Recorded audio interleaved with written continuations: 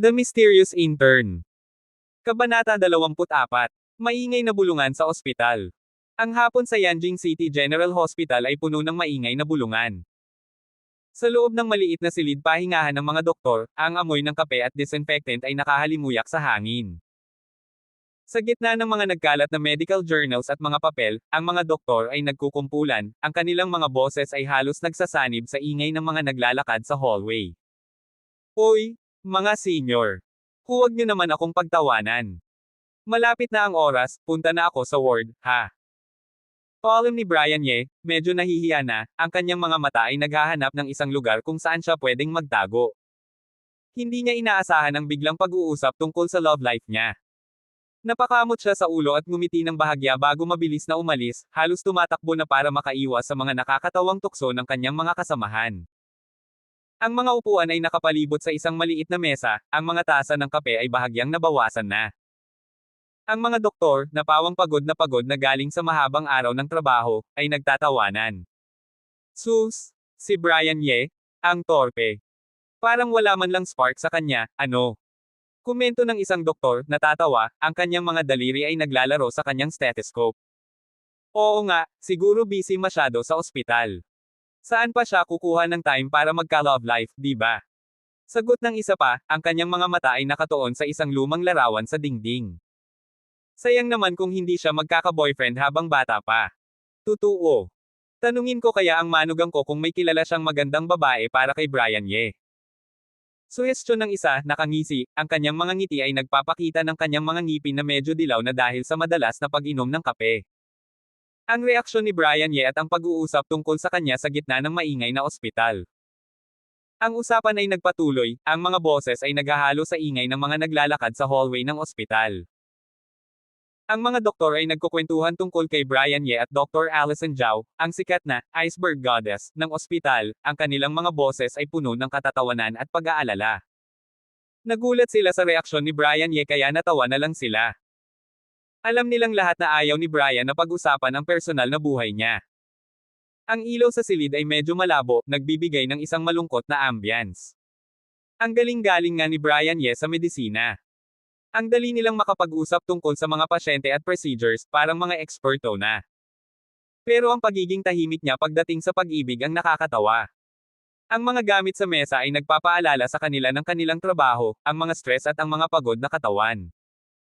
Isa-isa, nag-isip sila ng paraan para mapakilala si Brian Ye sa isang babae. Si Dr. Allison Zhao. Hinding-hindi nila iisipin yun. Para sa kanila, malayo ang agwat ng dalawa. Si Brian Ye ay isang general practitioner lang, samantalang si Dr. Allison Zhao ay isang deputy chief physician, sikat na doktor sa Yanjing City, at may misteryosong background pa. Ang mga bulungan ay nagpapatuloy, na nagdaragdag sa tensyon at excitement. Hindi alam ni Brian Ye na nag-aalala na pala ang mga kasamahan niya sa kanya. Sa kanyang maliit at tahimik na opisina, ang liwanag ng computer screen ay nagbibigay ng kaunting init sa malamig na silid.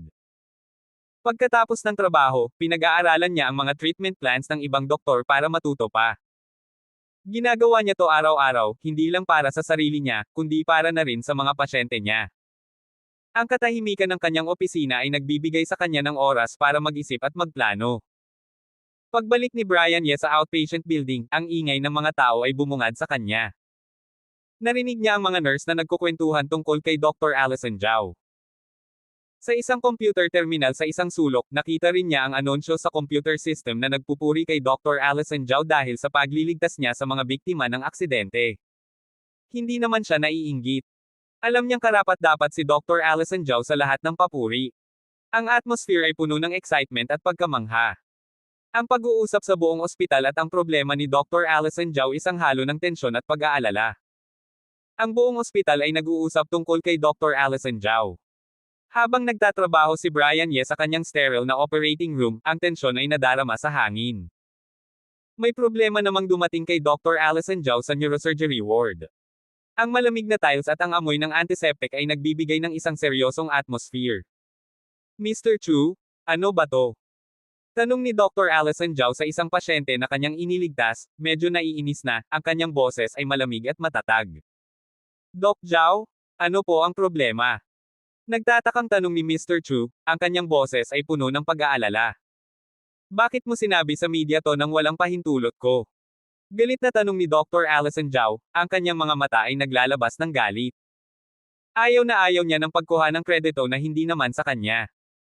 Ay, Doc Zhao, sa tingin ko naman dapat lang yon. Ang pagliligtas niyo sa mga tao ay dapat malaman ng lahat. Paliwanag ni Mr. Chu, ang kanyang boses ay puno ng sincerity. Pero Mr. Chu, nagkalat ka lang ng ganyan nang walang pahintulot ko. Wala ka bang respeto sa akin? Sabi ni Dr. Allison Zhao, ang kanyang boses ay puno ng disappointment. Nagulat si Mr. Chu at humingi agad ng tawad.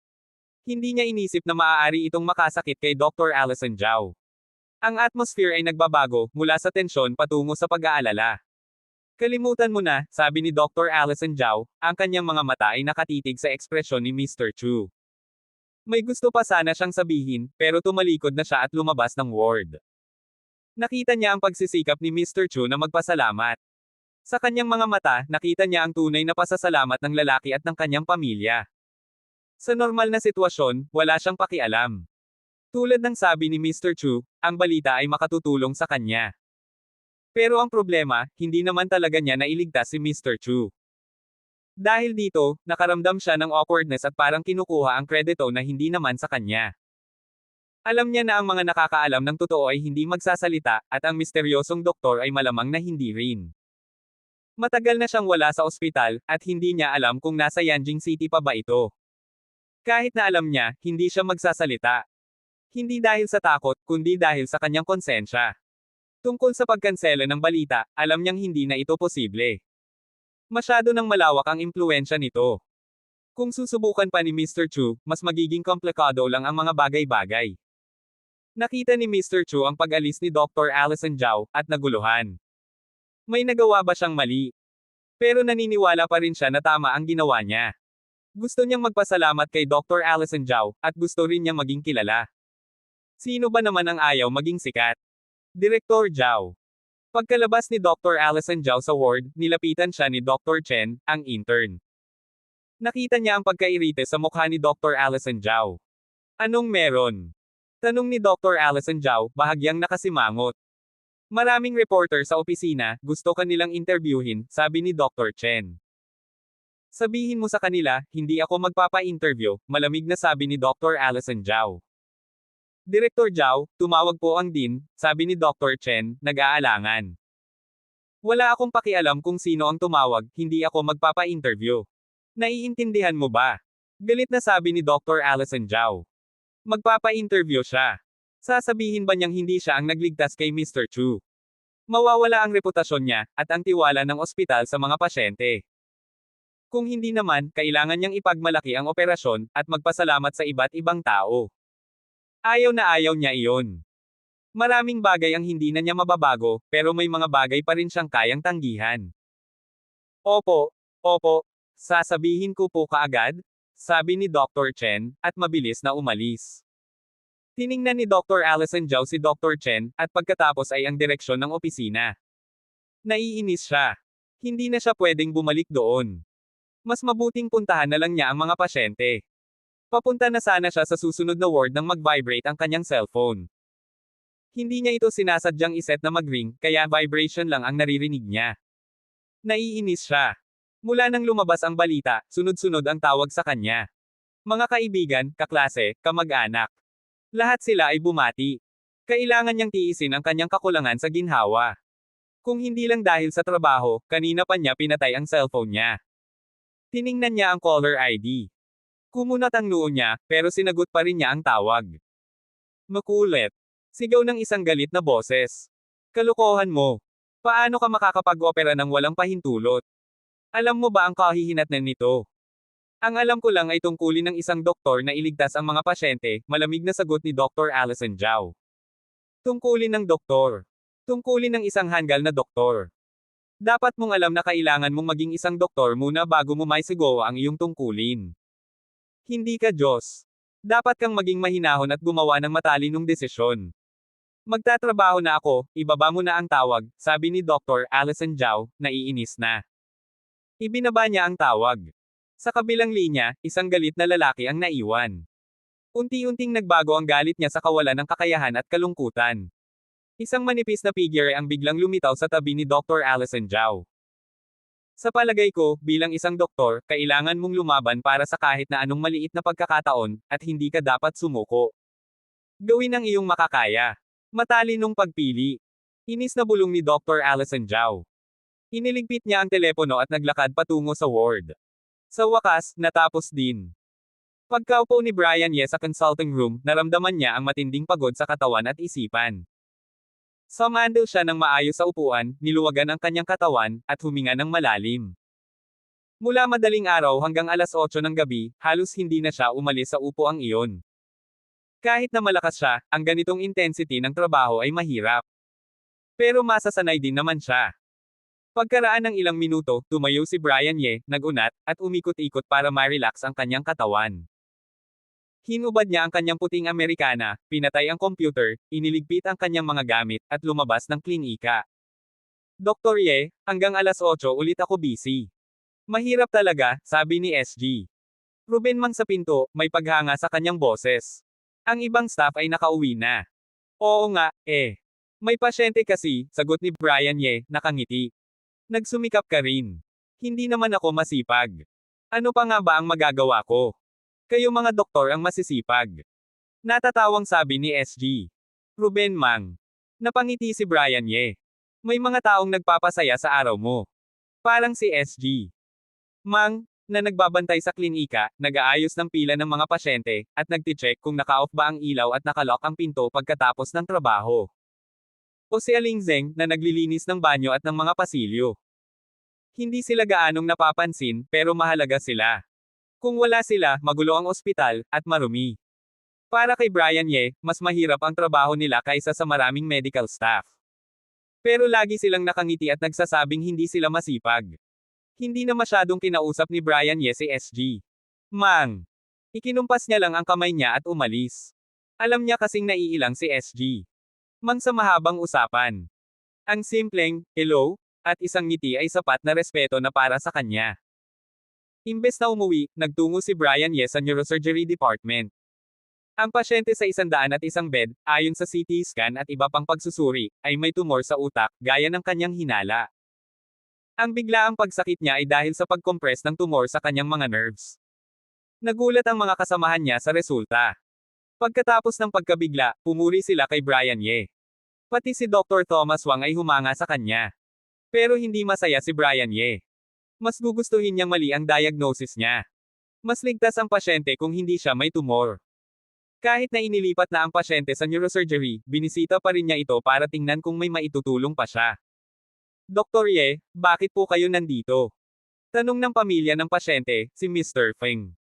Wala lang akong ginagawa, dumaan lang ako para makita si Mr. Feng, sagot ni Brian Ye, nakangiti. Kumusta na po siya? Dr. Ye, ang galing-galing niyong doktor. May puso kayo.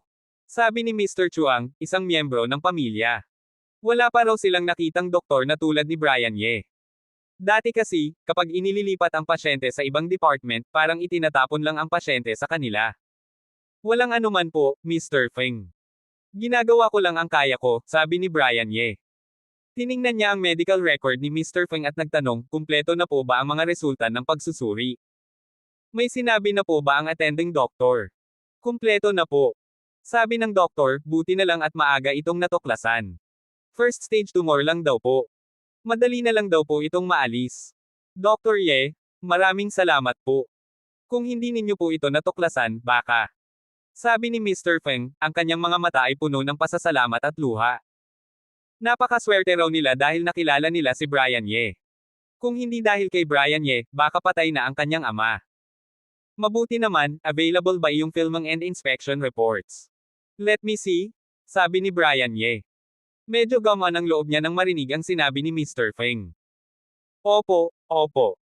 Kukunin ko po, sagot ni Mr. Feng, at dali-daling kinuha ang mga reports at films mula sa maliit na cabinet sa tabi ng kama. Maingat na sinuri ni Brian Ye ang mga reports at films. Dr. Ye, kumusta po? Tanong ni Mr. Feng, medyo kinakabahan pa rin. Kahit sinabi na ng attending doctor na okay lang, kinakabahan pa rin siya. Alam niyang si Brian Ye ay doktor sa Department of Respiratory Medicine, hindi sa neurosurgery. Pero para sa kanya, si Brian Ye ay isang henyo. Gumaan ang loob niya nang makita ni Brian Ye ang mga reports. Ayos lang po. Napakaswerte niyo po, Mr. Feng. Hindi naman mahirap ang location ng tumor. Madali itong ma-remove sa operation. Nga pala, sino po ang attending doctor niyo? Tanong ni Brian Ye, nakangiti. Base sa mga reports at films, maliit lang ang problema, pero importante pa rin ang attending doctor. Si Dr. Allison Zhao po, yung nasa balita, sagot ni Mr. Feng, medyo nag-aalala. Siya pala. Kung ganoon, napakaswerte niyo po talaga. Sobrang galing ni Dr. Zhao. Walang problema yan, sigurado po ako, sabi ni Brian Ye, nagulat. Hindi niya inaasahan na si Dr. Allison Zhao ang attending doctor. Gamaan ang loob niya. Kung si Dr. Allison Zhao, walang problema ang operation. Opo, salamat po, Dr. Ye. Ang swerte-swerte namin, sabi ni Mr. Feng. Dati, iniisip pa niya kung hihingi siya ng ibang doktor. Pero nang mabasa niya ang balita tungkol kay Dr. Allison Zhao, humanga siya sa galing nito. Wala po yun, Mr. Feng.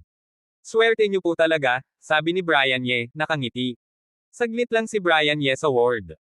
Kinausap pa niya si Mr. Feng, tinanong ang kalagayan nito, at nagbigay ng ilang tips bago umalis.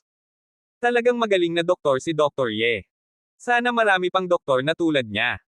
Sabi ni Mr. Feng, habang pinapanood si Brian Ye na umalis. Puno ng respeto ang kanyang mga mata. Papalabas na si Mr. Feng nang marinig niya ang mga yabag sa likuran niya. Dr. Allison Zhao. Gulat na tanong ni Mr. Feng. Nakita niya si Dr. Allison Zhao, nakasuot ng simpleng damit, at may bakas ng pagod sa mukha. Tumango si Dr. Allison Zhao at pumasok sa ward. Nagtago siya sa operating room kanina dahil sa mga reporter. Katatapos lang niya ng mahirap na operation, at aalis na sana siya nang maisipang puntahan si Mr. Feng. Namangha si Mr. Feng kay Dr. Allison Zhao. Nakasuot ito ng simpleng damit, at mas lalong napakaganda. Nakasanayan na kasi niyang makita si Dr. Allison Zhao na nakasuot ng puting Amerikana. May nakapunta na ba dito? Tanong ni Dr. Allison Zhao, bahagyang nakakunot ang noo. Opo, kanina lang po si Dr. Ye from the Department of Respiratory Medicine. Ipinakita ko po sa kanya ang reports. Napakagaling pong doktor ni Dr. Ye. Sobrang nag-aalala po siya sa amin, paliwanag ni Mr. Feng. Hindi niya maiwasang purihin ulit si Brian Ye.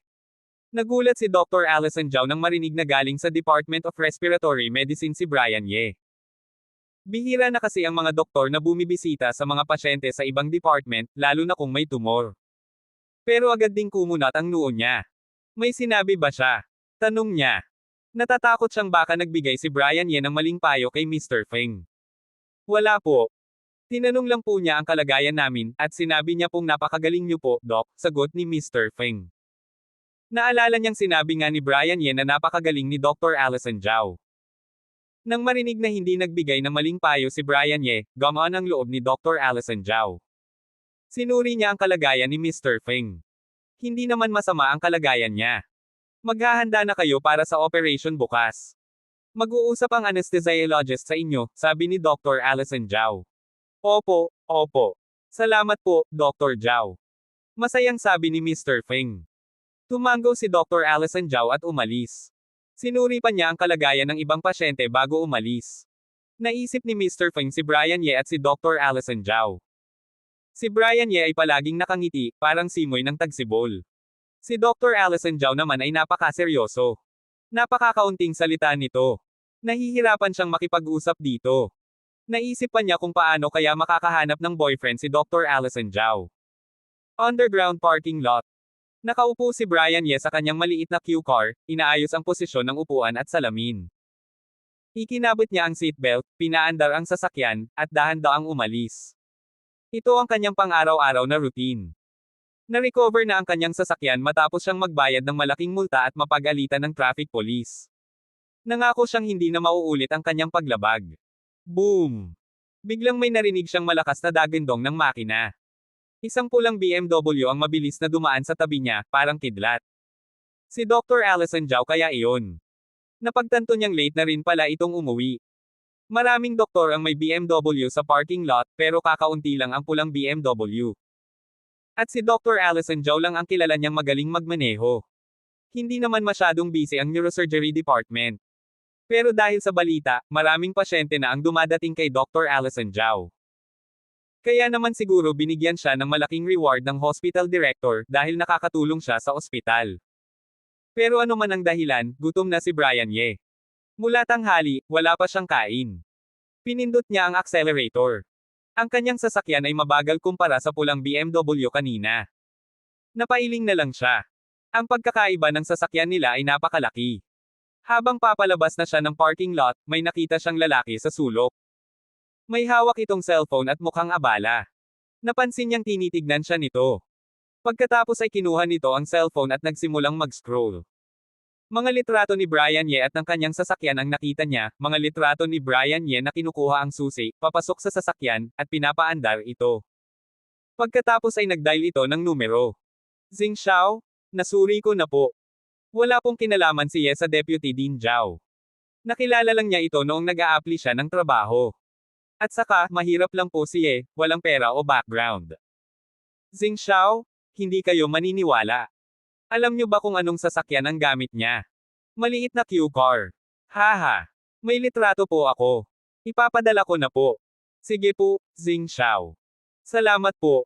May gagawin pa po ako, Zing Xiao. Kung may kailangan pa kayo, tawagan niyo lang ako. Walang hindi ko malalaman. Sige po, aalis na po ako. Ibinaba ng lalaki ang tawag at masayang nagpadala ng mga litrato. Umalis na rin siya sa parking lot. Mahirap lang pala si Ye. Sa lobby ng bilya ni Wesley Zing, nakatingin si Wesley Zing sa mga litrato sa kanyang cellphone. May pang-aalipuste sa kanyang mga mata. Ang lalaking ito ay walang hiya. Sumakay pa ito ng maliit na Q-car papunta sa ospital. Kung siya iyon, sasakay na lang siya ng taxi. Ang lalaking ito ay nang-ahas na hamanin siya. At nagduso pa siya ng matagal. Biglang nagbago ang ekspresyon ni Wesley Zing. Galit na galit siya. Pumunta siya sa maraming ospital at nagpa-check up, pero wala silang mahanap na problema. May mga doktor na nagsabi na may problema sa mental health niya. Nagpatingin na rin siya sa psychiatrist, pero wala pa rin. Nababaliw na siya. Para sa kanya, mas mahirap ang walang problema kaysa may problema. May pera naman siya, kaya dapat may solusyon. Pero ano ang ibig sabihin ng walang problema? May problema talaga siya. Bulag ba ang mga doktor? Sira ba ang mga gamit nila?